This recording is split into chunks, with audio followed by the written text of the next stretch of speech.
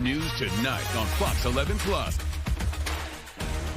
Now at 8, a local pastor faces disturbing allegations. He's accused of trying to meet a teen boy for sex. We have the disturbing messages investigators say he sent and his response when confronted. Good evening, everybody. You're watching LA Live News Tonight. I'm Marla Tejas. Thanks for joining us. I'm Susan Hirasuna. Only on Fox 11, a South Bay church is in shock tonight. Its senior pastor, James Stockton, has been charged with trying to meet a teen boy for sex. Police say he was caught in an online sting by a citizen group posing as that teenager. Fox 11's Gina Silva. She's live in Torrance tonight with the details. Gina. Well, I can tell you that people here in Torrance, people who know the pastor, they are shocked and quite frankly struggling to believe the criminal charge against him. My soul cries out, hallelujah! I thank God for saving me. A self-proclaimed man of God goes from the pulpit to a public walk of shame, to a courtroom to face serious allegations involving a minor. Sir, is your true and correct name James David Stockton III? Yes. 54-year-old James Stockton, a senior pastor at the South Bay Church of God, is facing a felony charge of arranging a meeting with a minor for lewd purposes. He pled not guilty. There is no actual victim. These are the ones that we trust, and we should be able to trust them with our kids. Antoine is the founder of an online citizen group called Codfished. Members chat with adults who believe they're talking with a minor for the purpose of a sexual encounter. So he very well knew that he was talking to somebody underage. These are the text exchanges allegedly between Pastor Stockton and the person pretending to be a 16-year-old boy. In this one, Stockton appears to send a selfie asking what time you get out of school today. Here, Stockton allegedly texted, "I promise to be gentle and make sure you are enjoying it." The nasty part that no pastor should even be talking about, but he got to saying that he wanted to the boys. On the day Stockton met up with the decoy who said he was 16, the pastor had this to say. Actually, I was hoping and praying that it was somebody older. Senior pastor of South Bay Church of God here in the beautiful city of Torrance, California. At South Bay Church of God in Torrance, no one would go on camera. We don't know anything other than what we see on the video. Nothing. We don't know. It was a shock to us as everybody else. Stockton is also affiliated with a church in Florida, and at one point he ran for Congress. Tonight he is out on his own recognizance, and he will be back in court scheduled for December 12th. I'll send it back to you guys in the studio. Before that December 12th court date, I trust that he will not have his job as a pastor at that church. Who knows, right? When we went to the church to try to get some sort of a statement or response, they wouldn't talk about it, but they did express that they were shocked. And obviously, you know, they took down their website when this first broke over the weekend because he was arrested over the weekend. And people started commenting on the website, also on social media. And when you click on the church's website, it's no longer there. So it was taken down. Gina, I know you've done a couple stories just like this one. When the attorney for him says something like, well, there was no actual sex with the teen, there is no victim, what does that mean as far as how the DA might prosecute the pastor? Well, as the defense attorney mentioned, there is no victim because there is no victim. The person he was communicating with was a decoy pretending to be a minor. But that in itself is illegal. You cannot communicate with someone that you're thinking is a minor for sex. And when you look at all of the text exchanges, in those texts that didn't make our story, there were some exchanges where the decoy clearly states, I'm 16, I'm in high school, and he didn't have a problem with that. Does the pastor have a history, a rap sheet, if you will? No, in fact, the reason he's out on his own recognizance is because he doesn't have a record, a criminal record. All right, Gina, thank you. Multiple break-ins within hours of each other in the San Fernando Valley overnight, and residents say they can't take it anymore. Fox 11's Christina Gonzalez went to find out what's being done about it. Los Angeles Police Department, anyone inside the house, come out with your hands up slowly. LAPD responding to a break-in on Alonzo Avenue in Encino, where residents came home last night to a disturbing discovery. I walked in and I have ashes from my parents, and they were on the floor. A cabinet was open. 2 hours before, police responded to a 911 call from the resident at this home off Ostrom, reporting people were trying to break in. It's the same house where last July neighbors say a teen was injured when someone inside used a weapon to deter would-be intruders. The last time there was a break-in, it was a 14-year-old kid, and so, they with hoods and masks, and they jump the fence. The whole neighborhood's been being hit hard by robberies left and right. This map shows LAPD confirmed break-ins just the last month. It's about the time 3 of these license plate reader cameras were put up by residents working with the Encino Property Owners Association. It's the first of its kind that I'm aware of where a neighborhood has gotten together to fund a multi-camera surveillance system. City Council funded cameras went up in the North Valley last October, and LAPD does have readers in some of their vehicles. But many Encino residents still feel unsafe, especially after the deaths of American Idol music supervisor Robin Kay and her husband Thomas DeLuca this summer. Investigators say they were shot in their home when they surprised a 22-year-old intruder who has been charged with their murder. We got to get more security and more neighbors involved in our security effort. It's really scary. The neighbors here feel safer. When they're out walking at night, they say, we feel safer because of the cameras. The Encino Property Owners Association saying that if people are interested in putting up more cameras, just give them a call. In Encino, I'm Christina Gonzalez, Fox 11 News. Developing tonight, a violent attack in broad daylight. An LAPD detective opens fire to stop a stabbing near a busy LA bus stop. Fox 11's Nick Garcia has the latest from the Westlake district. Evidence markers strewn across Olympic Boulevard near Alvarado Street in the Westlake district as the Los Angeles Police Department investigates a stabbing that led to a detective opening fire. Around 11 Tuesday morning, officers say a detective from LAPD's Rampart Division was driving in the area when he saw a suspect stabbing another man near a bus stop. That's when the detective shot him. Skyfox overhead earlier. And a knife. Oh, my goodness. A knife was recovered at the scene and is going to be booked as evidence. Both the stabbing victim and the suspect were rushed to the hospital. The man who was stabbed is in critical condition. LAPD says the suspect was stable and will be booked into jail once he's released from the hospital. Meanwhile, the late morning commute on this bus stopped. So at this moment, we don't know to which extent the bus was involved, but we do know that there were people on the bus that we consider witnesses, and there was also surveillance on the bus that may have captured the video. Nick Garcia, Fox 11 News. Earlier this evening, Skyfox over Huntington Beach, where several vehicles were involved in a deadly crash. Smashed cars and debris stretched across the roadway. Let's go now live to Fox 11's Ed Lascos with what we know tonight. Ed. Susan, a horrible crash here, a deadly crash involving 7 vehicles. 7 vehicles at this intersection. 1 person dead, 3 others injured, rushed to the ER. Joe, take us into the story. This is Heil Ave. And so there's a light there. The cars are stopped at that light at Golden West. The vehicle is heading in this direction, eastbound. Speeding, witnesses say 100 miles per hour plus. Moves to the left, does not stop, flies through that intersection. But that intersection has a dip that all the neighbors know about here, and that dip serves as a ramp. It launches that vehicle into the air, speeding like a rocket almost, and it slams into all the other vehicles on the other side of that intersection. They're waiting for the light there too. A dash cam video shows it. Watch this video. Look to the left of the video. You'll see that speeding vehicle. Watch. Look at this. Unbelievable, isn't it?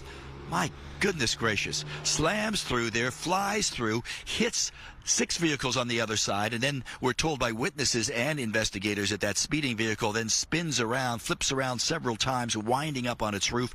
The driver inside, a man ID'd, they're saying probably in his 20s, maybe early 30s, he loses his life in all of this. You've got six other vehicles involved in this, including a vehicle from the Orange County Probation's Department. 2 of the men inside that vehicle, they're hurt, along with another passenger, and one of the other vehicles all rushed to UCI Irvine. Their conditions vary, but we're told that not life-threatening injuries at this point. But we want to watch that video again, the dash cam video. This time we'll watch it and listen to the impact. Watch.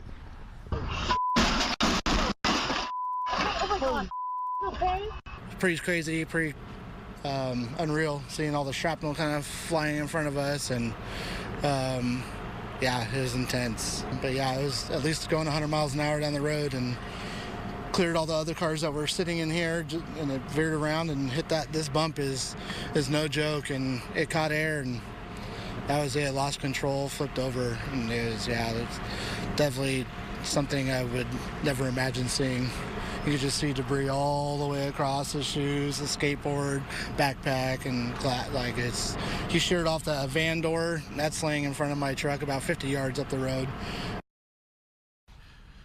And now you're looking live at the cleanup here as they're removing a lot of the wreckage, and you're hearing that eyewitness talk about that field of debris left by that vehicle as it went airborne, striking the other vehicles and then spinning over, flipping over several times. A backpack, a skateboard, all the items just flying out of that vehicle. But again, the driver of that vehicle does not survive.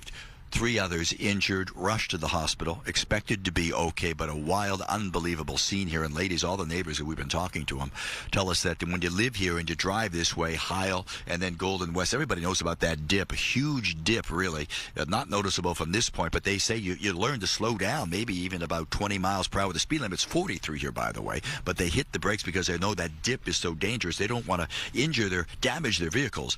And then you have this, you saw that video, this man flying through here at an excessive rate of speed, and you have this horrible crash. Ed, the scene right now, is it entirely clear? No, not yet.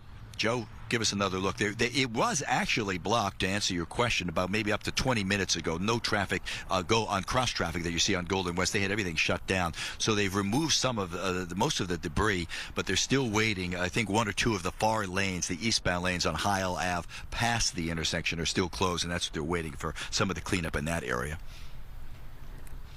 The driver of the offensive car, for lack of a better way to describe it, is that the driver that died, or do we know yet? Yeah, the driver of the vehicle that we saw in that video that was flying, going at an excessive amount of speed, and witnesses say maybe up to 100 miles per hour, that driver of that speeding vehicle, he is the one, according to investigators, who lost his life here in this crash. All right, Ed, thank you so much. Still ahead at 8:10 years ago today, a morning the San Bernardino community will never forget. 14 people killed in a terrorist attack, 24 others injured. Tonight, we are remembering the victims. Plus, the beloved holiday tradition rises from the ashes. The angels sparking hope for Eaton wildfire victims. That's next. And in our weather, our next Santa Ana wind event starts tomorrow, continues into Thursday. Wind advisory in effect. We also have some nice daytime temperatures, but cold at night. At forecast coming up.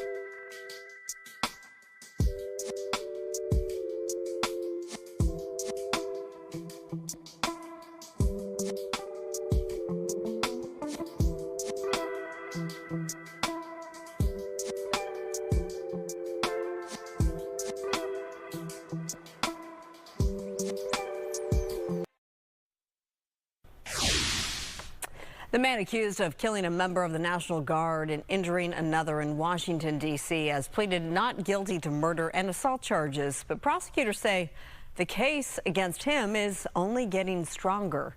Fox's Connor Hansen reports. Although we have lost Sarah, we continue to pray for Andrew Wolf. 20-year-old Sarah Beckstrom was killed and 24-year-old Andrew Wolf was badly hurt after the two West Virginia National Guard members were shot near the White House. The suspect, Ramanullah Lakhanwal, an Afghan national, appeared in court from the hospital with his court-appointed lawyer pleading not guilty to charges including murder, possession of a firearm, and assault with intent to kill.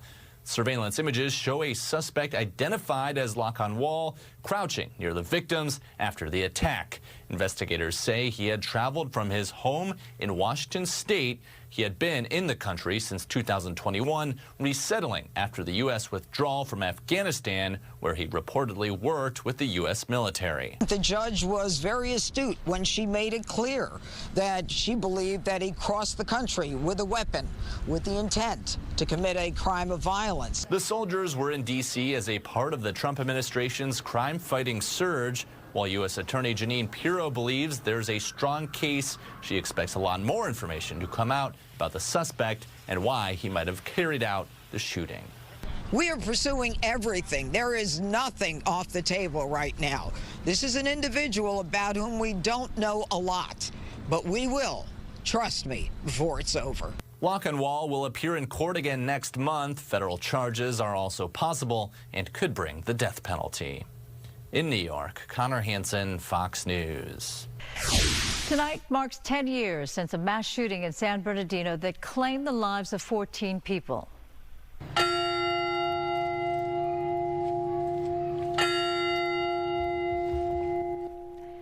The bell tolled 14 times to remember those who died. This ceremony took place on the Cal State San Bernardino campus earlier today. 5 of the victims were alumni from the school's biology and health sciences department. Let's hold their memories close, remembering the good they brought into the world. Let us honor the love and joy they shared so generously. Authorities say a married couple opened fire at the Inland Regional Center during a Christmas party. More than 20 others were also injured in what authorities called a terrorist attack. The suspects were killed in a shootout with law enforcement. We'll have a live report coming up at 9. Coming up, Sabrina Carpenter, the latest in the string of celebrities taking on the Trump administration. How she responded when she found out her music was being used on ICE raid videos. That's next.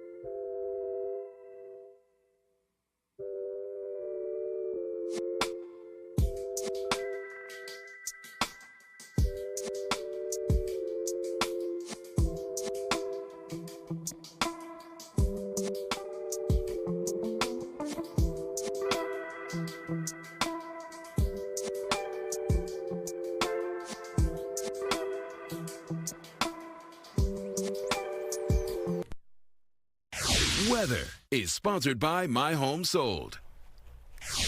8:22 in the evening. Look at that view from Mount Wilson.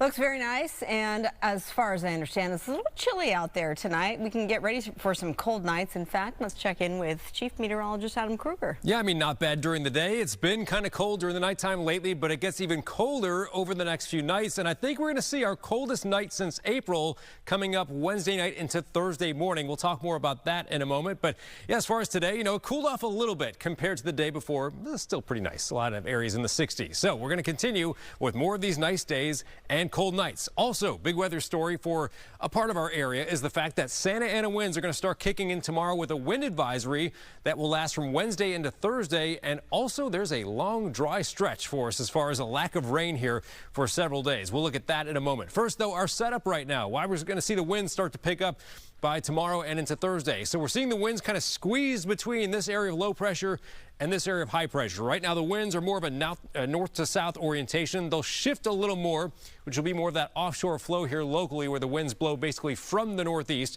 When we say a northeast wind, we mean winds from the northeast to southwest, which would be offshore. So this area in tan right here is under a wind advisory Wednesday and Thursday. Out of all these areas, the highest elevation is where the strongest winds will be. You can see the sustained wind speeds will be about 25 to 40 with gusts at times that could get up to 55 miles per hour. Now, it doesn't mean it's not going to be windy in other spots, but that's just where we see a wind advisory posted by the National Weather Service. And here's an example of that as we go into tomorrow. Again, we talked about this area with the wind advisory, but also through some of the passes like the 15 and the 10, and then in parts of the Inland Empire where those winds kind of leak through between the mountains. That's where there'll be some gusty spots as well. And then as we take you Wednesday night, Thursday morning, wind speeds might pick up a little more at this time. You see some purple on the map, which shows where wind gusts could top 35 miles per hour. So it's mostly going to be the typical Santa Ana wind-prone spots, which means a lot of the LA basin will actually be sheltered from some of the stronger winds as the San Gabriel Mountains tends to kind of funnel the winds around them. All right, temperatures overnight tonight. Here's another part of our story is the chilly nights. So we got 40s and some 50s, but many areas more so 40s for low temperatures. Tomorrow we'll see 60s in the afternoon. There will be some clouds early, but as soon as those dry Santa Ana winds kick in, the clouds will be long gone by midday. Lots of sunshine for the rest of the afternoon. The big pattern looks like this. So we've got that low that's missing us, and then we've got the storm track kind of positioned across the northern part of the west coast. This high is going to help keep the storm track up there and also brings our temperatures up a little bit later this week. That's this weekend. Here we go into next week, and it's the exact same weather pattern. Wet weather up north, nothing here in most of California. So over the next 7 days, you see the complete lack of rain from San Francisco down through our area down to San Diego as well. So far northern California, maybe we see some rain there. All right, low temperatures day by day, and I'm circling Thursday morning. This is Wednesday night to Thursday morning when I think we'll see the coldest. If we get to 45 downtown LA, it'll be the coldest since April. Coldest we've had so far this season has been 46 degrees last month.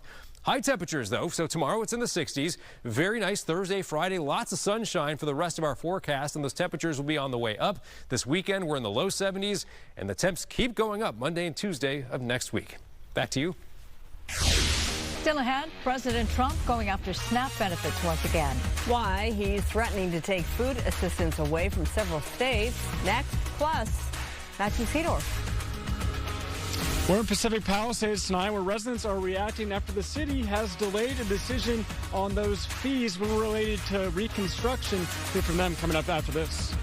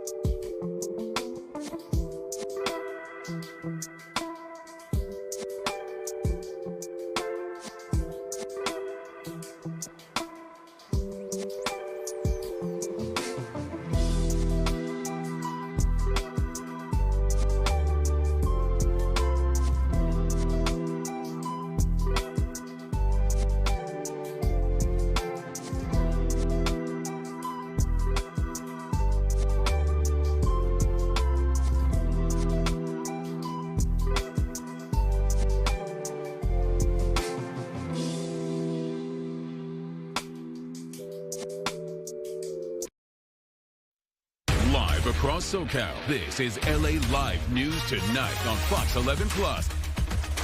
New tonight, anger and heartbreak at an LA City Council meeting. Palisades fire victims were in tears as the council delayed a vote to waive construction fees almost 11 months after the deadly fire. Fox 11's Matthew Seedorf, he's live there in the Palisades after speaking with residents. Matthew. Well, for some residents here in the Palisades, they're waiting for a decision on these fees before they can figure out whether or not they can rebuild. And tonight, they're going to have to keep on waiting. Go ahead and take a look at this video. This is inside City Hall today. You can see those dozens of fire victims listening as city officials discuss these permit fees. Now, remember, the Palisades fire happened in January. Then in April, the mayor issued an executive order putting these construction fees on pause as the city council still needed to approve an official plan. Now, 11 months later today, a decision was again delayed as there's essentially two possible plans. One side wants permit fees for only single-family homes and duplexes rebuilt to a certain size, while the other version would waive all the fees. And the two plans would cost the city either $86 million or $280 million, and so far, they don't know which way to go. The reason why we keep begging for this and that we say that we need federal involvement is because a mayor issues an executive order. Over 7 months later, the city is quibbling and going after each other and making these ridiculous statements, and at the end of the day, still cannot make a vote, still have to send it back because they're not in agreement and they want to nitpick. I don't see how they can't find a way to just be reasonable with us and not allow it to be this like status quo, nothing's going to get done. A lot of frustration from people in the Palisades tonight. So now this all goes back to another budget meeting and then a city council meeting where finally it could possibly be another vote on this. But so far, we don't know when that could be. Reporting live tonight, Matthew Seedorf, Fox 11 News. Do we have any inclination as to how the council will vote? I know Tracy Park is very vocal about this. She put out a statement on her Instagram tonight saying we have to waive these fees entirely now. Yeah, so she's in favor of the more expensive plan that gets rid of all those fees for pretty much everyone, while there's other council members that are trying to be a little on the cheaper end, and they want the $86 million plan. And right now, it seems like the council really can't come to terms and agree on what to do. And then the residents, they're the ones that lose out the most.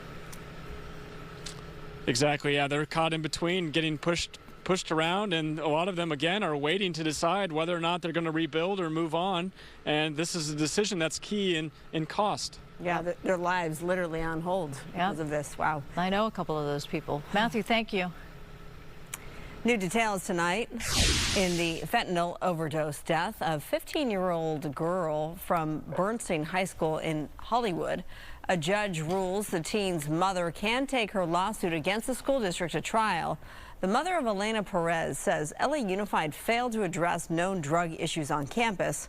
Elena died in a restroom at Bernstein High in 2022. Her death led to new safety measures, including the opioid medication Narcan on campuses and a state law requiring opioid prevention training in schools.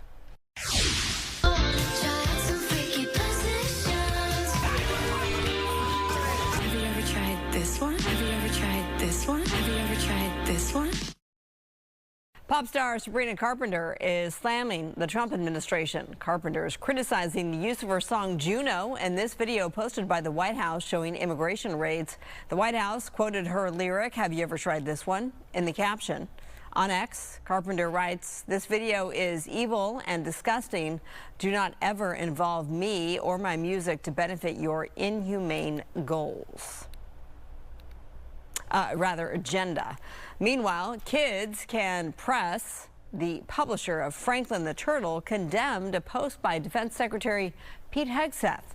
The post featured a doctored image of Franklin aiming a bazooka at boats with the caption, "Franklin targets narco-terrorists."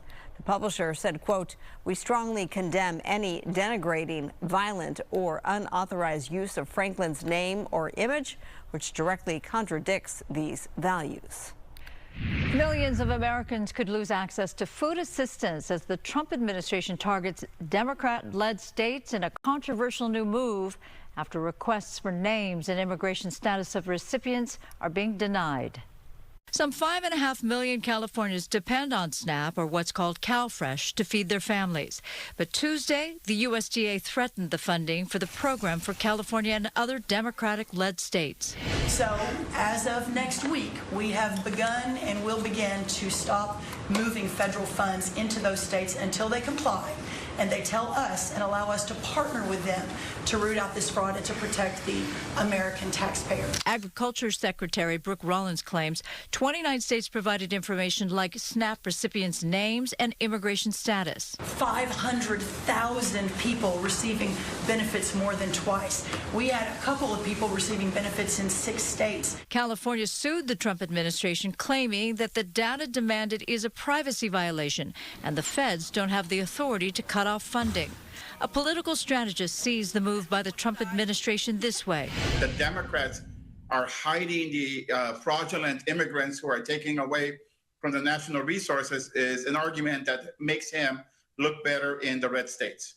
But second, he's openly said that he's going to come after Democrats or anybody who opposes him in any of these policies. But caught in the politics, real people, such as the students who go to the Basic Needs Center at Los Angeles community colleges. 1 in 61 of our students are parents. The recent government shutdown brought out a line of students worried about being cut off from SNAP benefits and food. Rosalba Villalobos has a message for both the governor and the president. I say to the governor, you know, you need to do better. You need to really support our students, support our communities, and to the president, shame on you for picking on the most vulnerable. A spokesperson for Governor Newsom's office expressed skepticism that the funding would indeed dry up. There is a judge's order barring the Trump administration from enforcing the data collection requirement. The spokesperson went on to say cutting programs that feed American children is morally repugnant.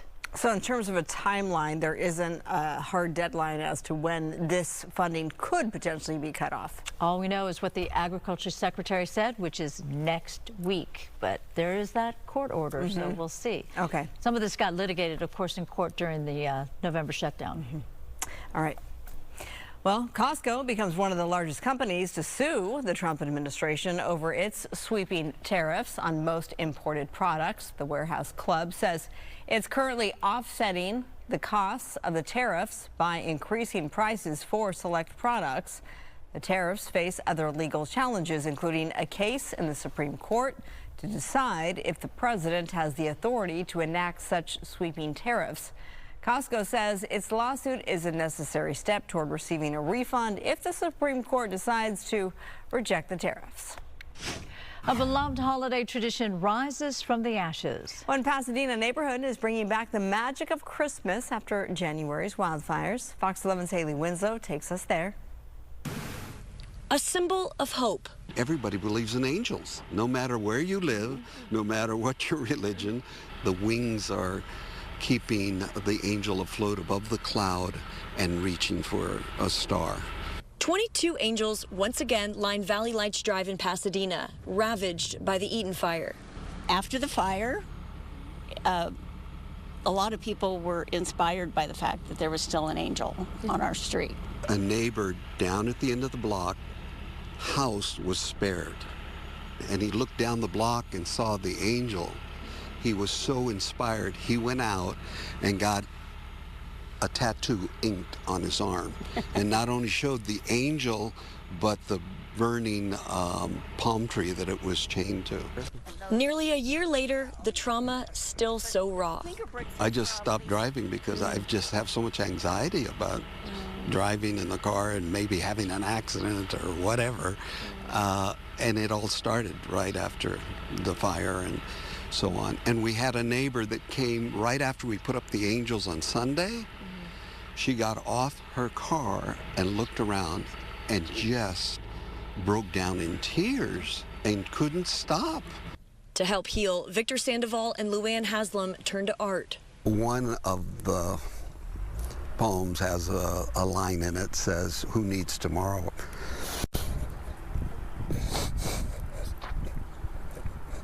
I'm sorry.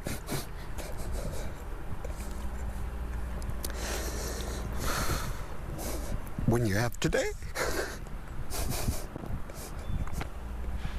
You kind of have to go there, you know. it's today. We have the angels. The original angels were a gift the couple made for their neighbors shortly after moving into Upper Hastings Ranch in '98. After all but 2 burned in the fire, they created these new ones with the help of their grandson visiting from Minnesota. And he got up every day and cut out an angel or 2, and then the next day got up, no complaints. Never complain. 8x4 slabs of 3/4-inch plywood, each hand-painted by Luann. A holiday blessing for neighbors still living far from home. It has brought the neighborhood together. This is a holiday tradition that has been going on for 50 years. Every street in Upper Hastings Ranch has a different theme. There's snowmen, there's doves, and of course the angels that continue to be a sign of hope, resilience, and rebirth. Reporting in Pasadena, I'm Haley Winslow, Fox 11 News. Haley also reported that this takes, of course, some money to be able to keep this going. So there is an effort to help fund this. If you'd like that, you can, if you'd like to make a donation, that's on our website. It's foxla.com. All right, cool and calm here, but a completely different story on the other side of the country. Mother Nature kicks off December with a nightmare nor'easter. Heavy snow and rain hitting the East Coast tonight. Schools were closed today. The roadways were littered with crashed cars. Fox's Chelsea Torres went into the thick of it. This weather is atrocious. It's bad.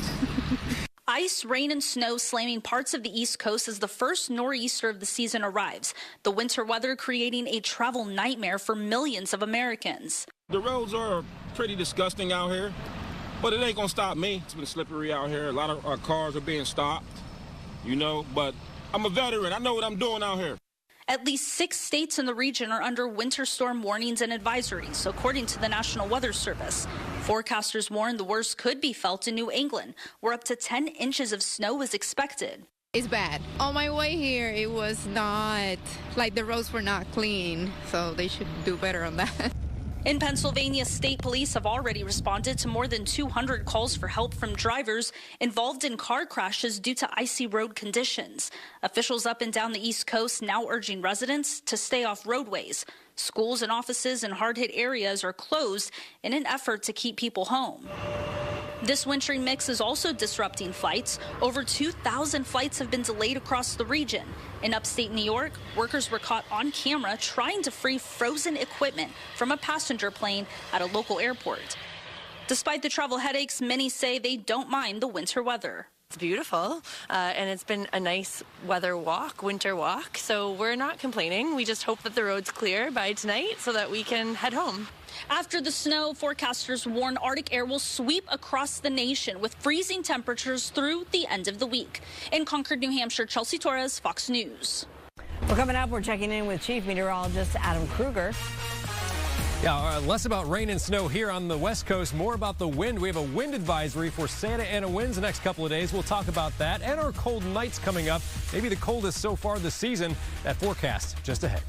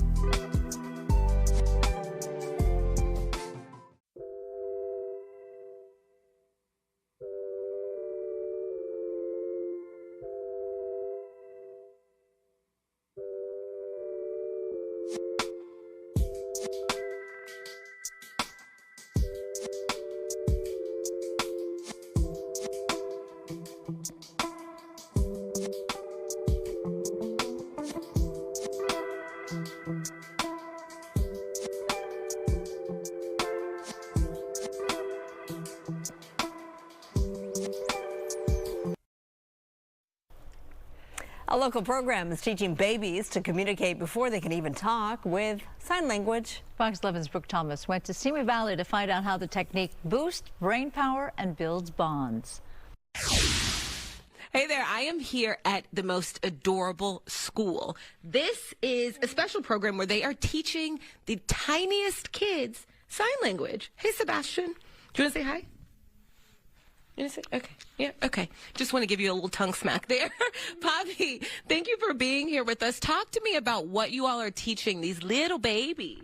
We at the Learning Experience teach them sign languages from infants to preschool so that, they can communicate with us their basic needs throughout the day. And it makes me amazing to see how they let us know their needs when we do like the basic signs for the infants, like please, more, thank you, and milk. Those are their favorite ones. You know what? I wonder, does this make it, have you noticed, does it seem that they learn how to speak quicker because of communicating like this at such a young age? Yes, the infants and toddlers who use the signs and gestures more often, they speak earlier than, than the kids that don't learn, yeah. And this is something the parents learn too, and I imagine they take this home and continue the process. Yeah. And we give them monthly signs every time, every month, so that they can practice it at home along with when we do it in the school too, so that there is always a home and school connection. And it is amazing to see them like practice it over the home. Yes. Oh, what are you showing me? What's that? Okay, listen, the babies are a little shy. Here's the thing. I know they know these things, but they don't know me. And so everybody except for Sebastian here is a little wary, and that's okay. I'll send things back to you in the studio. I'm going to hang out with my new friend. Hey, Sebastian. Say bye. Our little thanks smile to toward Thomas. the end. I know.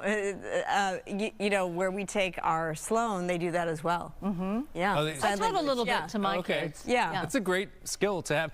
This is reminding me, like about a month or so ago, my wife had vocal cord surgery. It was just a thing that had to get taken off, nothing major, but she couldn't talk for 2 weeks, and she knows sign language. I don't know it, so she would try to tell me things, and I'm just guessing at what she's signing, and it was kind of a mess. Real sign language, like American sign language. You can go to school with Sloan, and you can learn. I just remember this one. More. Yeah. And this one, milk.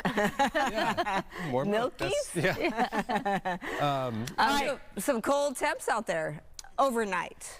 Yeah. Cold. I got the heater on underneath here. It's always cold in the studio. That was my attempted. Oh, yeah. Very good. Yes, very cold nights, in fact. But, it's December. We're in winter now, and so you would expect some cold temperatures. But let's start with what it's like right now. It's already down to 52 downtown. Still a little milder near the coast where it's around 60 degrees. Wider view shows that we've got some colder areas out towards the mountains and parts of the deserts like Big Bear. It's 34 degrees right now there. Here's a look at our forecast lows overnight. And this is going to be pretty common or comparable to what we've seen the last few nights, where many areas drop to the 40s, some areas in the 50s at the warmest.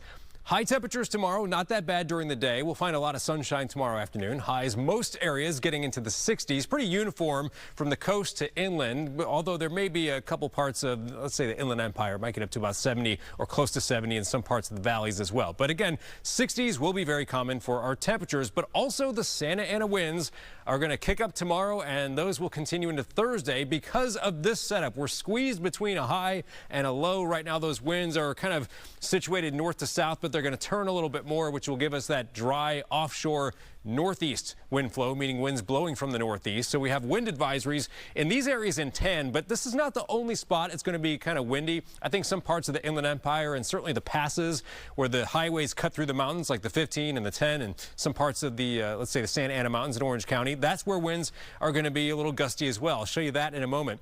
But first, let's look at Futurecast, which will show clouds building up tonight, tomorrow morning. So we're going to start with marine layer clouds, maybe some patchy fog in some areas tomorrow morning. But as soon as those dry Santa Ana winds kick in, notice by late morning, clouds are gone, sunshine for the rest of the day. Here's another way to visualize those winds. So again, that wind advisory was in place up here, but like I said, there's still some other spots. As you can see, the color coding makes it really easy to pick out where the stronger winds will be. The red and the purple colors indicating where gusts could be up over 30 or 35 miles per hour. So we'll see that Wednesday night. Here we are Thursday morning with those strong winds as well. And like we often see, unless it's a really strong Santa Ana wind event, for the most part, a lot of the LA basin gets kind of protected from those winds. They hit the mountains and go around them. So on either side of the San Gabriels is where we find those stronger wind gusts. All right, the big picture pattern looks like this. So we've got, again, the low and the high giving us the winds shooting in between the two of them. This low will get out of here. The high is going to kind of nudge towards us by the end of the week and the weekend, which means our temperatures will be coming up, and also we've got dry weather in the forecast thanks to that high pressure. So our 7-day for LA and Inland Orange County will go with about 67 tomorrow, 70 on Thursday, 70 on Friday. But notice the little numbers. Those are the overnight lows. So Wednesday night, probably our coldest night out of the next few. 45 degrees for the low, but then 46 Thursday night, 49 on Friday night. You can see how those low temperatures get back to the 50s by Sunday and beyond. But again, a stretch of some cold temperatures at night. For the coast, not quite as cold at night because just the proximity to the ocean, but 60s for high temperatures for a while. We will see some 70s towards the end of our 7-day forecast. The valleys in the Inland Empire, again, cold at night and not too bad during the day. Upper 60s tomorrow, 70 on Thursday, 72 Friday. Beautiful weekend with highs in the mid-70s. Back to you. All right, Adam, thank you. We still have more news ahead at 8. But first, here's a preview of what's coming up at 9. An Altadena homeowner has 99 problems and a bear, or bears are most of them. We told you about one bear living under his house. Now a second one is snooping around. An update to his unusual dilemma. Plus, having a hard time handling the holidays? You aren't alone. How to keep your stress down when holiday tension is high. That's ahead at 9.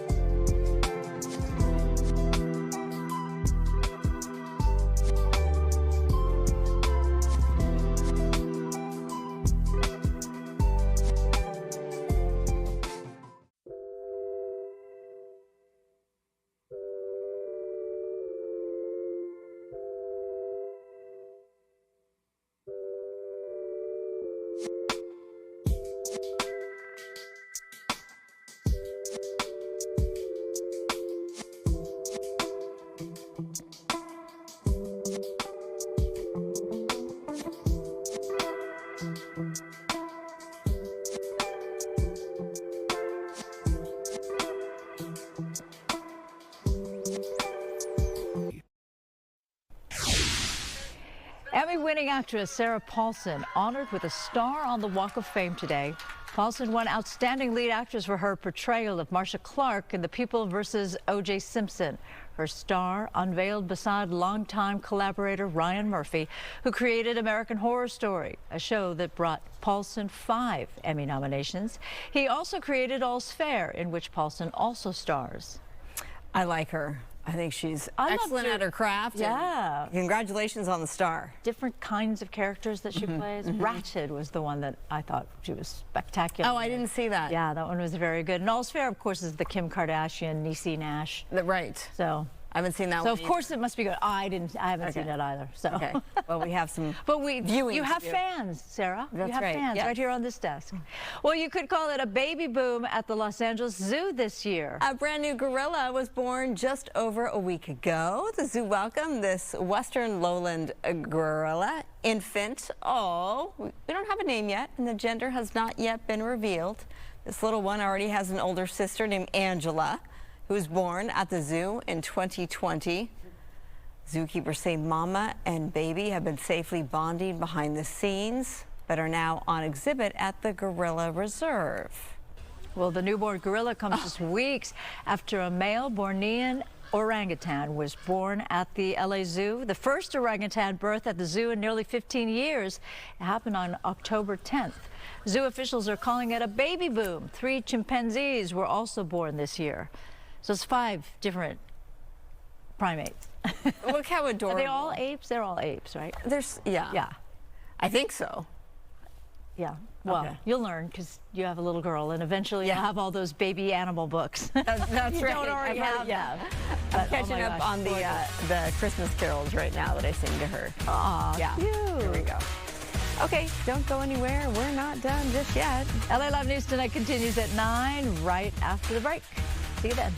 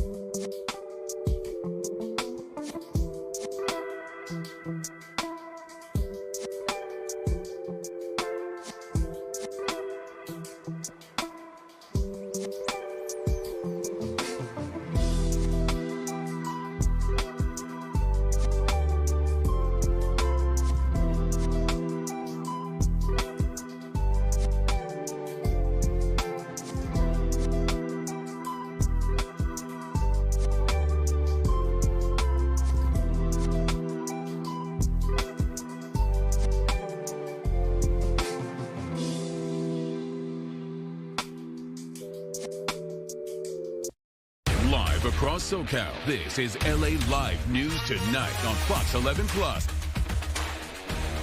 And now at 9, a local pastor accused of trying to meet a teen boy for sex. The disturbing messages he allegedly sent and his response when confronted. Plus, San Bernardino Valley residents fed up following yet another string of break-ins where the criminals targeted this time. And we're kicking off December with calm and cool weather. Chief Meteorologist Adam Kruger with a preview. Yes, those nights that are going to be quite cold lately. We'll talk more about that. Here's your timeline for tomorrow. Not too bad during the day with sunshine. We'll be in the 60s. Also, we have a wind advisory in some spots as Santa Ana winds kick in the next couple of days. We'll cover all that coming up in a little bit. Susan?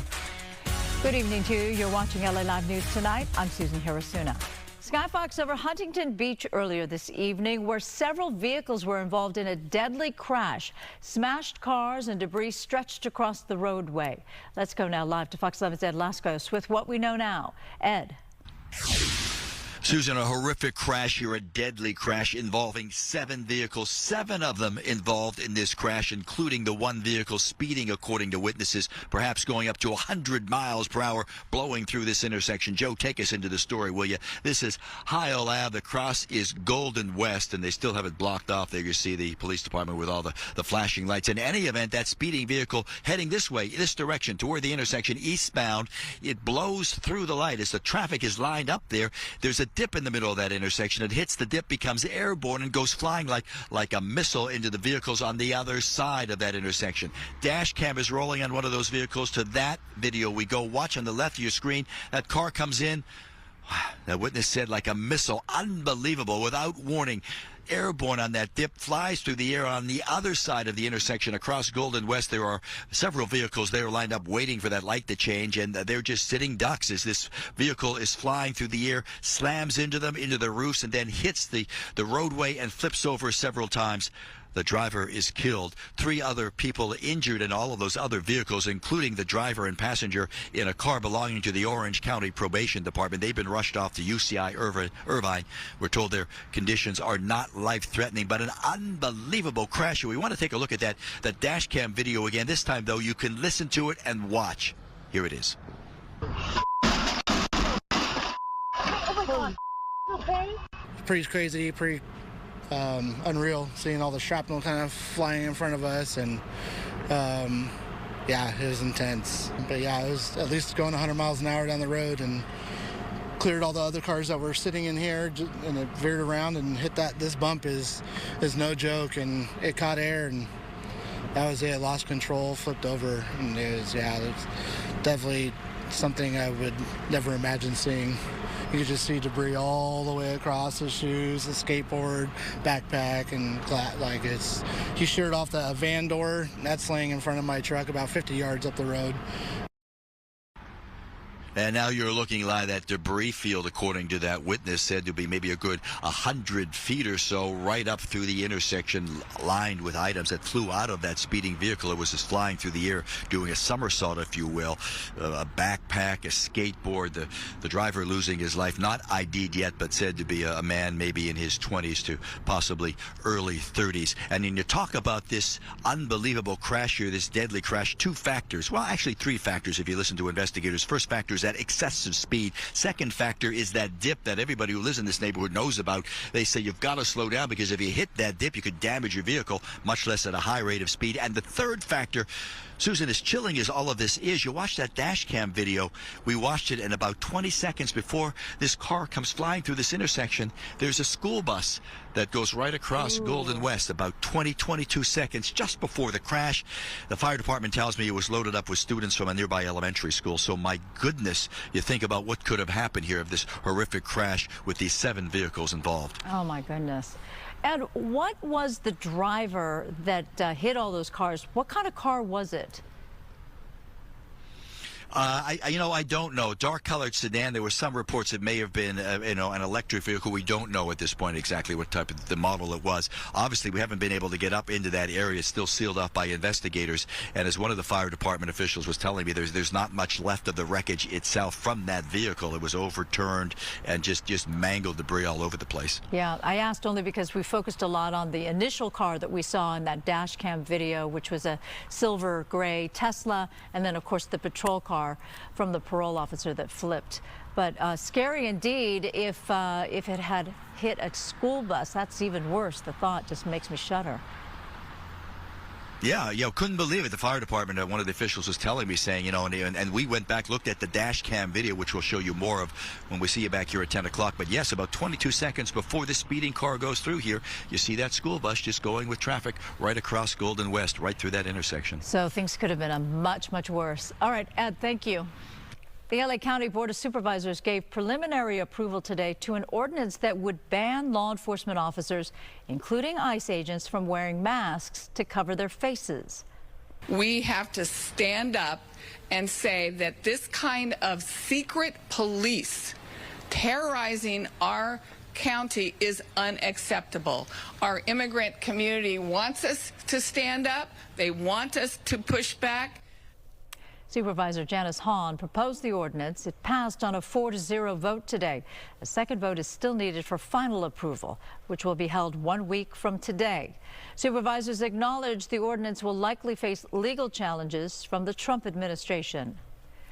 Only on Fox 11, disturbing allegations in the South Bay. Police say senior pastor James Stockton tried to meet a teen boy for sex, but was caught in an online sting, leaving his church community stunned. Fox 11's Gina Silva has the story from Torrance. My soul cries out, hallelujah! I thank God for saving me. A self-proclaimed man of God goes from the pulpit to a public walk of shame, to a courtroom to face serious allegations involving a minor. Sir, is your true and correct name James David Stockton III? 54-year-old James Stockton, a senior pastor at the South Bay Church of God, is facing a felony charge of arranging a meeting with a minor for lewd purposes. He pled not guilty. There is no actual victim.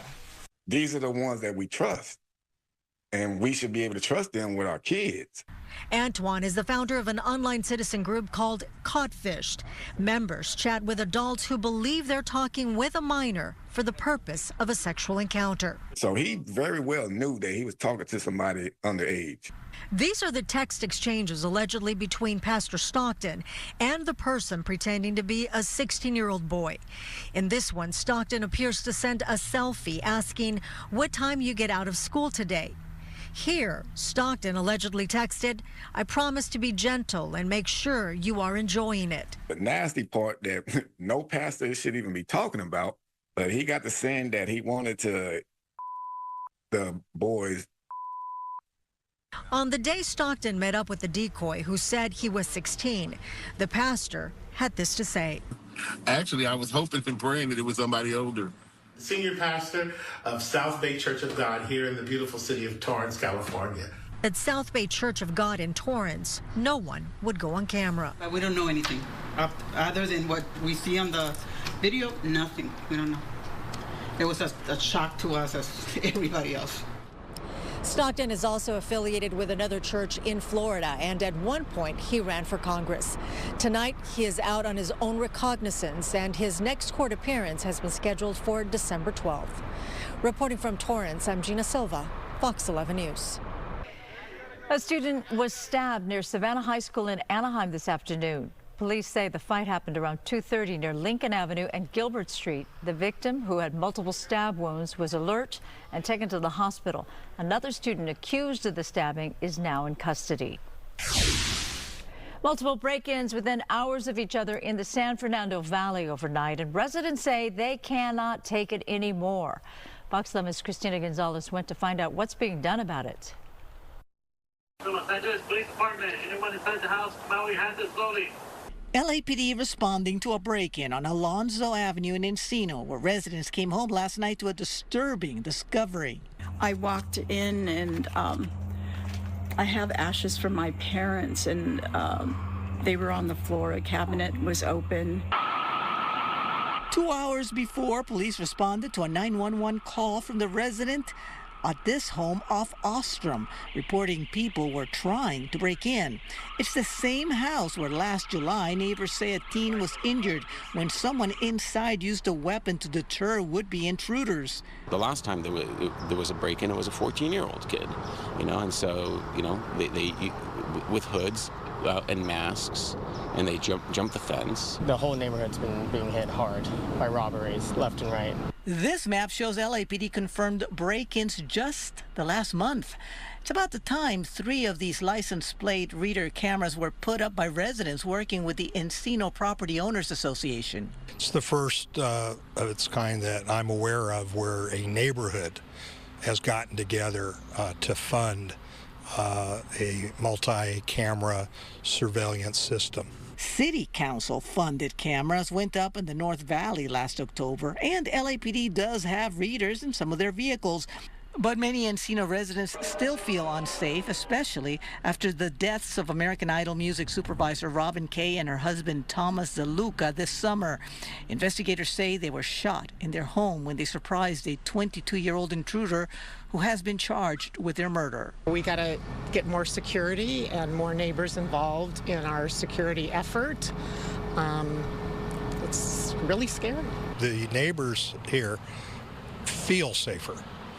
When they're out walking at night, they say, you know, we feel safer because of the cameras. The Encino Property Owners Association saying that if people are interested in putting up more cameras, just give them a call. In Encino, I'm Christina Gonzalez, Fox 11 News.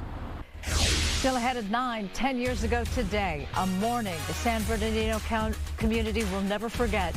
14 people killed in a terrorist attack, 24 others injured. Tonight, we're remembering the victims.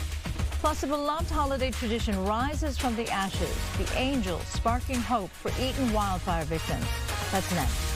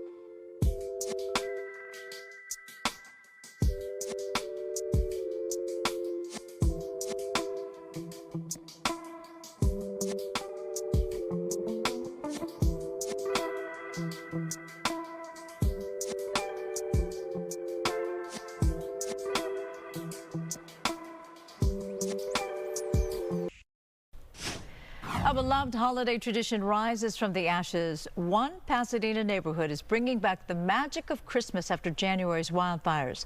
Fox 11's Haley Winslow takes us there. A symbol of hope. Everybody believes in angels. No matter where you live, no matter what your religion, the wings are keeping the angel afloat above the cloud and reaching for a star. 22 angels once again line Valley Lights Drive in Pasadena, ravaged by the Eaton fire. After the fire, a lot of people were inspired by the fact that there was still an angel on our street. A neighbor down at the end of the block house was spared, and he looked down the block and saw the angel. He was so inspired, he went out and got a tattoo inked on his arm, and not only showed the angel, but the burning palm tree that it was chained to. Nearly a year later, the trauma still so raw. I just stopped driving because I just have so much anxiety about driving in the car and maybe having an accident or whatever. And it all started right after the fire and so on. And we had a neighbor that came right after we put up the angels on Sunday.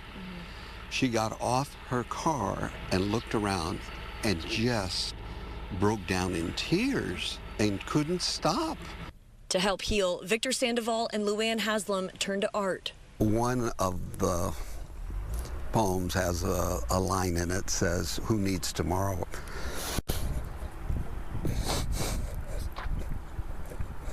I'm sorry.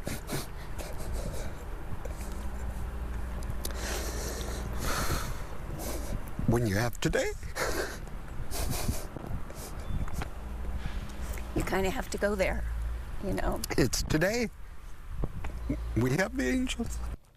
The original angels were a gift the couple made for their neighbors shortly after moving into Upper Hastings Ranch in '98. After all but two burned in the fire, they created these new ones with the help of their grandson visiting from Minnesota. And he got up every day and cut out an angel or two, and then the next day got up, no complaints. Never complained. 8x4 slabs of 3/4-inch plywood, each hand-painted by Luann. A holiday blessing for neighbors still living far from home. It has brought the neighborhood together. This is a holiday tradition that has been going on for 50 years. Every street in Upper Hastings Ranch has a different theme. There's snowmen, there's doves, and of course the angels that continue to be a sign of hope, resilience, and rebirth. Reporting in Pasadena, I'm Haley Winslow, Fox 11 News. At Altadena, homeowners' crawl space seems to be a popular spot for bears. Homeowner Ken Johnson captured new video of a second bear showing up. This was overnight. Around 2 in the morning, the second bear tried to go into the crawl space, only to be scared off by the intruder already living there. Johnson says it started when he heard noises under his house. He saw a huge bear forcing its way under his home, apparently using it as a winter den. We spoke with him tonight in our 6 p.m. news about the second bear sighting. Well, thankfully, it's just the one bear. It looked like it could have been two. I don't know if that was a mate or a cub or some relative of that one that's in there, but yeah, it's just the one, and that's enough for me right now. California wildlife officials contacted Ken Johnson last night and suggested using ammonia through the vents to drive the bear away. They also said they can't tranquilize the bear and relocate it to the woods. So for now, no solution for Johnson. Weather is sponsored by American Career College. Well, it's always kind of cool in the studio. That's why the heater's on under the desk. But what about temperatures for everybody else? Adam Kruger is here. Yeah, cold nights ahead. The daytime hours, they'll be just fine. And I'm thinking back to that interview we did with Ken. I wonder if he's doing the interview in his car because that's like the only safe spot where he's safe from the bears. I don't know. It's a wild story. But yeah, we've got calm conditions for a lot of LA tomorrow. Some other spots, though, the winds pick up. A Santa Ana wind event is upon us. So that, along with cold nights, those are kind of the two big weather headlines. But there's 3 of them technically here. I've got them lined out. So nice days, cold nights. That'll be the case for the next few days. Again, Santa Ana winds with a wind advisory for Wednesday and Thursday, and rain-wise, very quiet, long, dry stretch for us in what is considered our rainy season here as we head into winter. Is usually when we get the bulk of our wet weather, but nothing like that coming our way anytime soon. All right, temperatures overnight tonight, you can see a lot of 40s on the map and a few 50s at the warmest, but I think most areas will see low temperatures in the 40s. Downtown will call for about 47 degrees. You see the inland areas, the valleys, the IE. Temperatures in the 40s there as well. The next several days, the forecast low for LA, and we kind of use downtown as our forecast point. We expect the coldest to be Wednesday night into Thursday morning, and assuming we get to 45 degrees, it will be the coldest night since April. So this is pretty significant. And then it's still cold Friday morning. Here we go into the weekend. We still have some 40s, but those temperatures will come up a little bit this weekend and more so next week. All right, tomorrow morning we have cloud cover early, maybe some patchy fog in some spots, but as soon as those Santa Ana winds kick in, things get dried out and the clouds will be gone by midday and for the rest of the afternoon as well. And this is the setup that's going to give us those offshore Santa Ana winds. We're kind of seeing the winds squeeze between the low and the high right now, and the winds will orient themselves more of a northeast to southwest kind of axis for tomorrow, meaning blowing from the northeast, as you see with the wind arrows here. And these areas in tan are under a wind advisory for the next 2 days. Depends, you know, a little bit different wind forecast depending on where exactly we're talking about. But in this whole area, the highest elevations where the strongest winds will be, that's where sustained winds could be 25 to 40. With gusts that could get as high as 55 miles per hour.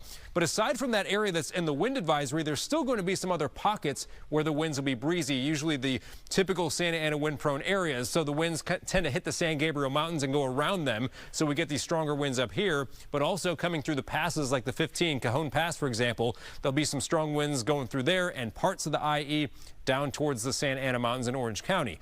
And then on the other side of the San Bernardino Mountains near, let's say, Palm Springs, you can see around the 10 corridor is another spot. That's on the right side of your screen where there might be some strong winds as well. Quick look at our storm track. That's going to be forced north for several days, which means we stay dry for several days. High pressure is going to help us out, keeping the rain away. 7-day rain outlook shows nothing for us.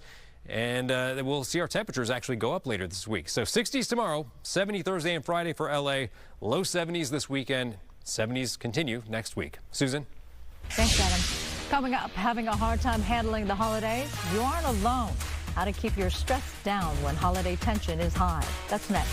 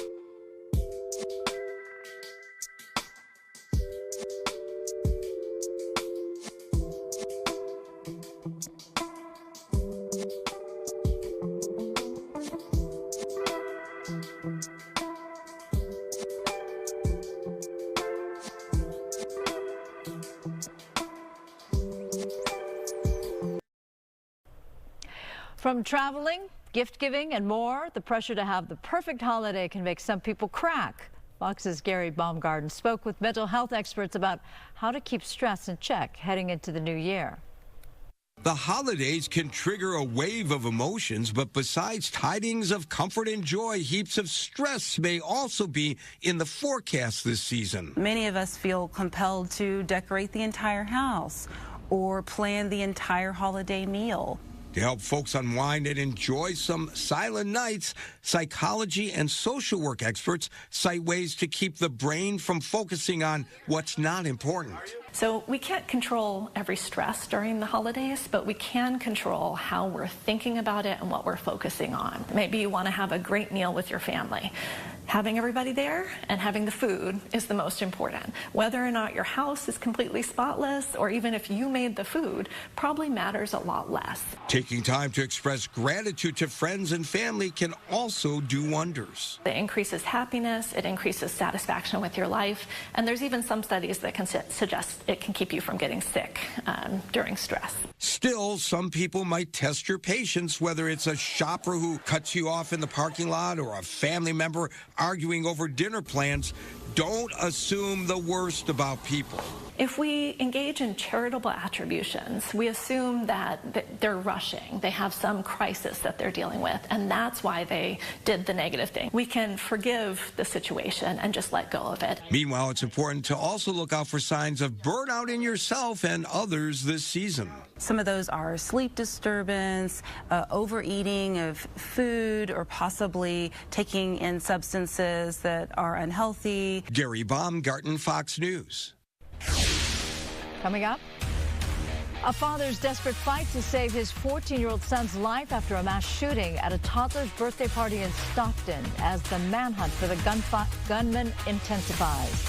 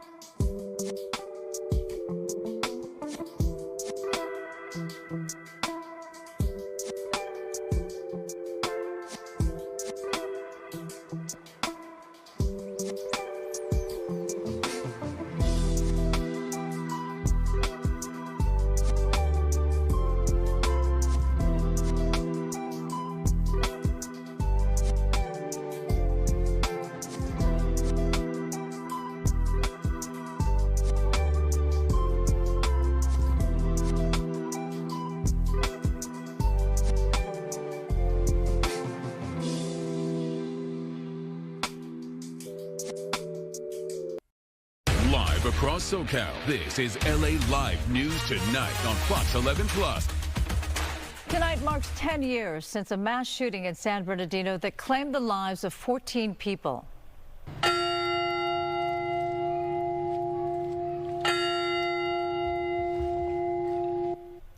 The bell tolled 14 times to remember those who died. This ceremony took place on the Cal State San Bernardino campus earlier today. 5 of the victims were alumni from the school's biology and health sciences department. Let's hold their memories close, remembering the good they brought into the world. Let us honor the love and joy they shared so generously. Authorities say a married couple opened fire at the Inland Regional Center during a Christmas party. More than 20 others were also injured in what authorities called a terrorist attack. The suspects were killed in a shootout with law enforcement. We'll have a live report for you coming up at 9. Developing tonight, a violent attack in broad daylight. An LAPD detective opens fire to stop a stabbing near a busy LA bus stop. Fox 11's Nick Garcia has the latest from the Westlake district. Evidence markers strewn across Olympic Boulevard near Alvarado Street in the Westlake district as the Los Angeles Police Department investigates a stabbing that led to a detective opening fire. Around 11 Tuesday morning, officers say a detective from LAPD's Rampart Division was driving in the area when he saw a suspect stabbing another man near a bus stop. That's when the detective shot him. Sky Fox overhead earlier. And a knife. Oh, my goodness. A knife was recovered at the scene and is going to be booked as evidence. Both the stabbing victim and the suspect were rushed to the hospital. The man who was stabbed is in critical condition. LAPD says the suspect was stable and will be booked into jail once he's released from the hospital. Meanwhile, the late morning commute on this bus stopped. So at this moment, we don't know to which extent the bus was involved, but we do know that there were people on the bus that we consider witnesses, and there was also surveillance on the bus that may have captured the video. Nick Garcia, Fox 11 News. In Hollywood, a water main break made a big mess and flooded the streets. This is Citizen app video from the intersection of Melrose and Vine this afternoon. Drivers paid no mind at all, just driving right through the flood. Work crews are on scene trying to repair the broken water main. Drivers are advised, though, to avoid the area. Wait, what happened? Oh, they tased them. Basically left the car and drive and ran up to the sheriff's unit. They didn't like that too much, and they actually did tase him. Fox 11's Stu Mundell and Sky Fox at the end of a pursuit in the city of Rosemead this morning, just after 7:30. The driver was wanted for reckless driving under the influence. As you see in our video, once he got out of his vehicle, he was tased and went down fast. He was then taken into custody. New details tonight in yesterday's suspected firebombing attempt at the downtown LA Federal Building. Officials now releasing images of the suspect. That's him on the bottom left of your screen in the orange vest. Authorities arrested 54-year-old Jose Jove outside the building yesterday. He's accused of throwing several Molotov cocktails at the facility while shouting anti-ICE remarks. Thankfully, the bottles did not ignite, but the building was forced to evacuate. Authorities also say the suspect lit his apartment on fire in Koreatown earlier in the day before going to the federal building. The state of California is one of 22 total that sued the Trump administration for the threat of cutting off SNAP benefits. Despite that, the Agriculture Secretary announced time's up. If those Democrat-run states do not provide the information about the aid recipients and their immigration status, the funding will be cut off next week. During a cabinet meeting today, President Trump listened without comment to Secretary Brooke Rollins. She claims 29 states have provided the information demanded, including names and immigration status. 21, including California, believe the order is illegal, and the government does not have the legal authority to demand the specific data or threaten funding. Secretary Rollins claims the data from the Republican-led states resulted in weeding out fraud. When we found 186,000 dead people or dead people's Social Security numbers being used, 500,000 people receiving benefits more than twice. We had a couple of people receiving benefits in 6 states. Local political strategist Luis Alvarado believes there's another reason behind the power move by the Trump administration. He points to the president's sinking approval ratings. The Democrats are hiding the fraudulent immigrants who are taking away from the national resources is an argument that makes him look better in the red states. But second, he's openly said that he's going to come after Democrats or anybody who opposes him in any of these policies. A spokesperson from Governor Newsom's office expressed skepticism that the funding will actually disappear. She went on to say in a statement that cutting funds that feeds American children is morally repugnant. There is data out there about California's SNAP, or CalFresh as it's called. More than 5 million Californians depend on SNAP for food, and more than half of the recipients are lower-income Latino households.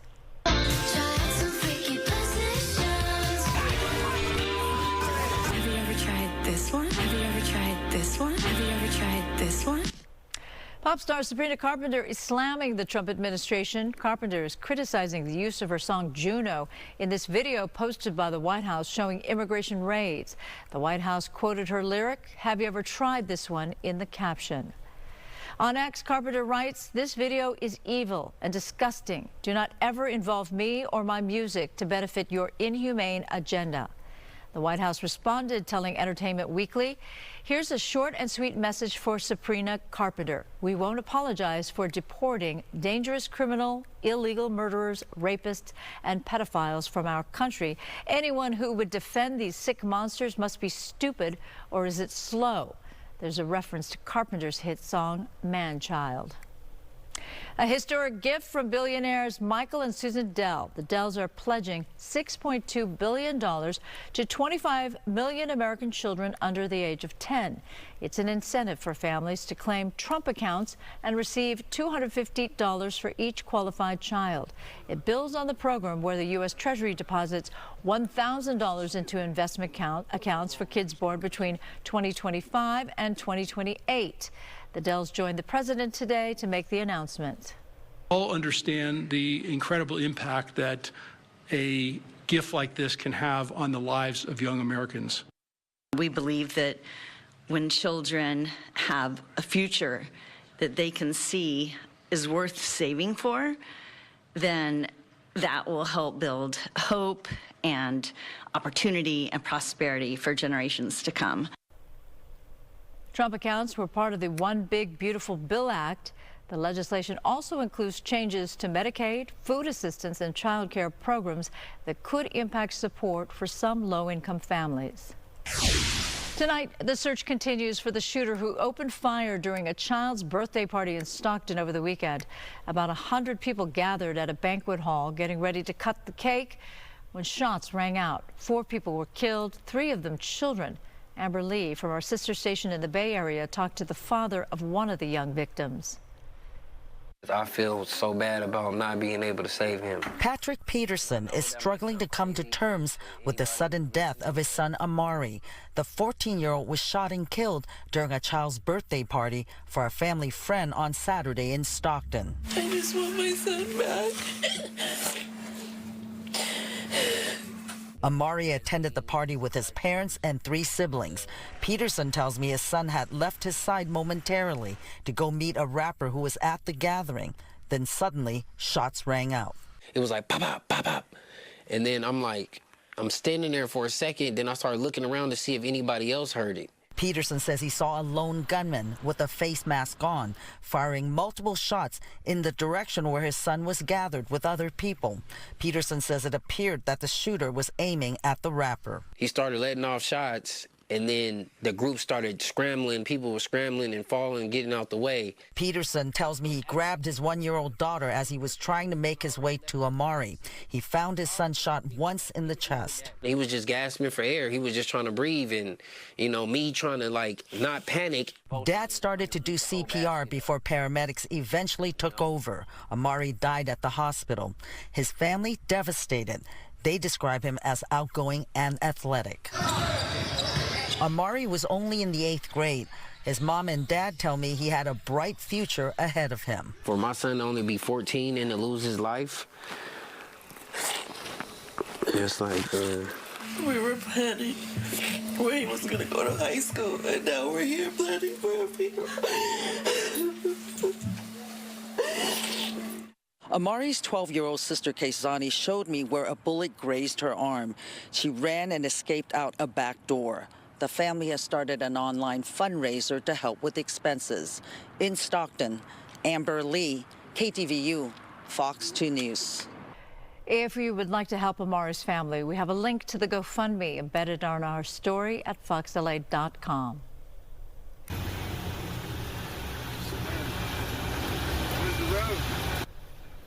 A Kentucky trucker captured whiteout conditions along a snow-covered interstate as a winter storm moved through the region. The video was recorded along Interstate 71 near Sparta as snow rapidly blanketed the roadway. The National Weather Service says up to 6 inches of snow fell in parts of northern Kentucky, making roads, just like that one, extremely dangerous.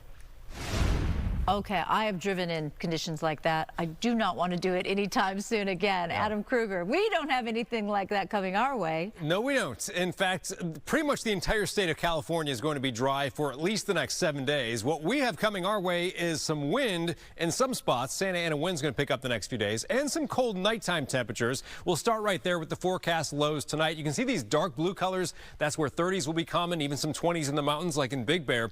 But notice around a lot of the LA area, 40s and a few low 50s at the warmest for the low temperatures. Then we go into the day tomorrow, and after we see some clouds in the morning, plenty of sun in the afternoon, temperatures topping out in the middle part of the 60s, which is pretty close to average for the highs for this time of year. Something like 68 would be right on par for LA. So again, tomorrow you can see a lot of areas in the 60s, not a whole lot of difference from the coast to let's say the valleys and the IE. Now obviously a little warmer as you head farther inland, but it's not a big sprawling difference in the temperatures. Most areas we see highs in the 60s tomorrow. But here's our setup for some strong Santa Ana winds. So we've got high pressure to our west, low pressure right here. The wind's kind of squeezed in between the two, and those winds will blow hard from land to ocean. That's the offshore or Santa Ana wind that we're going to see in the next couple of days. And in particular through here in this tan color, that's where there's a wind advisory for Wednesday and Thursday. Those winds blowing from the northeast. So that would exclude the San Fernando Valley, but you see areas kind of surrounding that, Santa Monica Mountains into Ventura County, San Gabriel Mountains up through Santa Clarita up to 5 as well. That's where some of the strongest winds will be. Although as we look at the forecast wind gusts, it's not like that's the only windy spot. Now these purple colors are showing where gusts could be over 35. And we know in some of the mountains here, gusts may actually reach into the 50s during this event. But also some strong winds will kind of sneak through the passes there, especially the Cajon Pass. That's the 15 there that goes down through the Inland Empire. And on the far right side of your screen, where the 10 cuts through the mountains, heading towards Palm Springs, let's say. That's another spot where winds will be on the strong side. But the most widespread strong winds will be right up here where we have that wind advisory. And this is looking at Thursday morning now. So again, still some pretty strong winds into Thursday. This low will move away, so our winds eventually relax by the end of the week. And high pressure is going to nudge in here this weekend. That'll bring our temperatures up. This also keeps rain away from not just us, but like I said, most of California over the next 7 days. So our 7-day forecast for LA and Inland Orange County. Again in the morning, some fog and some clouds, but sunshine by midday in the afternoon. And then a lot of sun in the forecast for several days after that. But notice how cold the nights will be. So tonight we'll get down to the 40s. I think we get even colder Wednesday night to Thursday morning. That's a low of 45 for LA, and then still 40s for another couple of nights after that. But during the day, quite nice, especially this weekend with highs in the low 70s. Susan? Thanks very much, Adam. Up next, the holidays just got a whole lot brighter. We're taking you inside the immersive world of Holiday Road and how you can join the fun.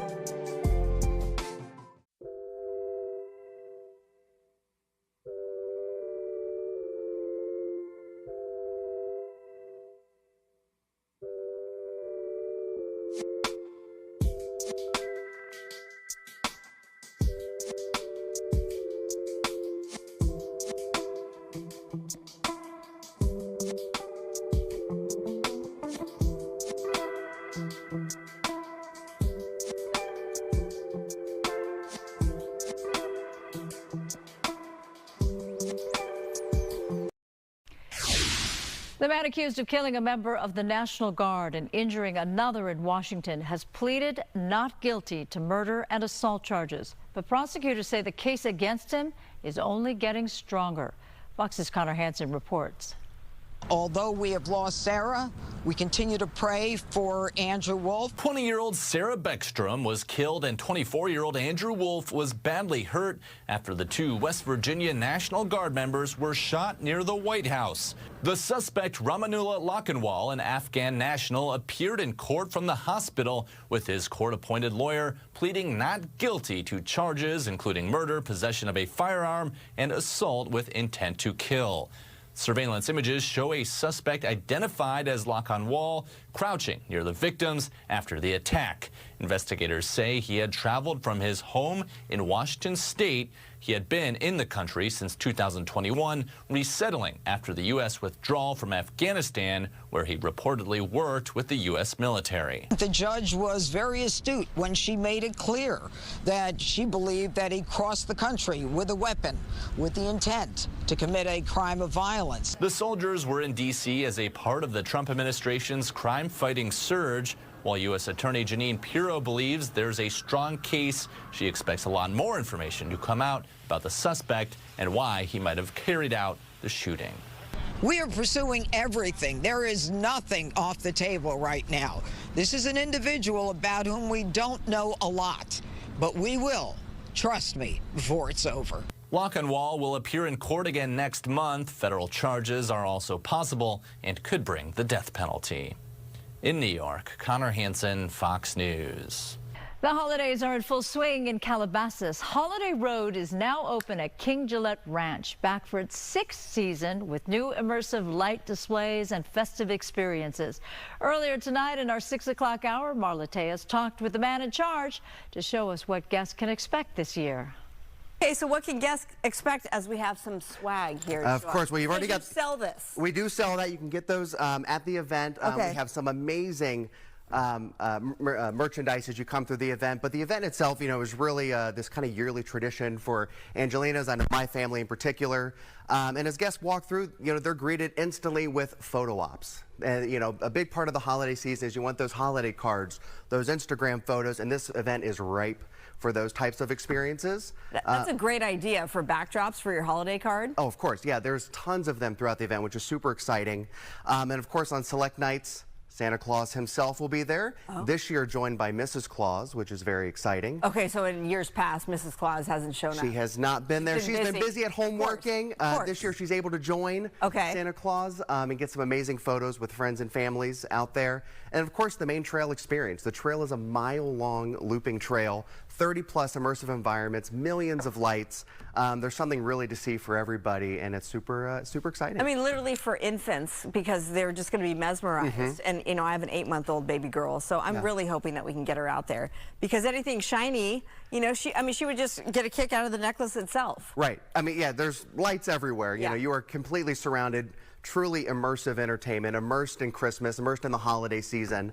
And as you go through, there's light tunnels, there's polar bears, there's elves getting into mischief. There's snow because our producer here at 6 o'clock, Jen, and her friend Virginia, they just went last Saturday because you opened you opened on Black Friday. Correct. And there's Jen.